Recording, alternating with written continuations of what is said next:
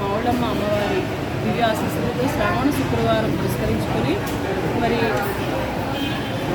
ముత్తైదులందరూ కూడా ఆవిడకి 1,00,000 గాజులకు అలంకరణ చేయడం అనేది దేవస్థానం వారు నిర్ణయించారు. దానికి గాను మా కాపు వనితా క్లబ్ ద్వారా మేము అందరం కూడా సుహాసీలు వచ్చి ఇక్కడ ఈ కార్యక్రమం అంటే గాజులు ఇవ్వడం జరుగుతుంది. మా క్లబ్ ద్వారా యూకే క్లబ్ కాపు వనితా క్లబ్ ద్వారా మేము ఇక్కడ ఆ తల్లికి సమర్పించడం జరుగుతుందండి.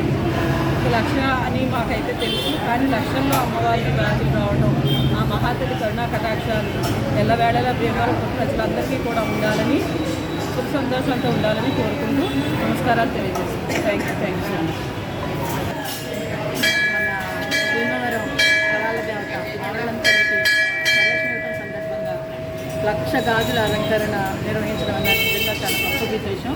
దీనికి భీమవరం ప్రజలందరూ కూడా చాలా సంతోషంగా ముందుకు వచ్చి అమ్మవారికి 1,00,000 గాజులు అలంకరించడానికి చాలా ముందుకు వస్తున్నారు.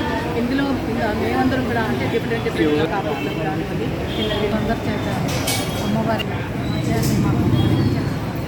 అమ్మవారికి ఈ అవకాశాన్ని మాకు అందించిన ఈ దేవాలయ యాజమాన్యాన్ని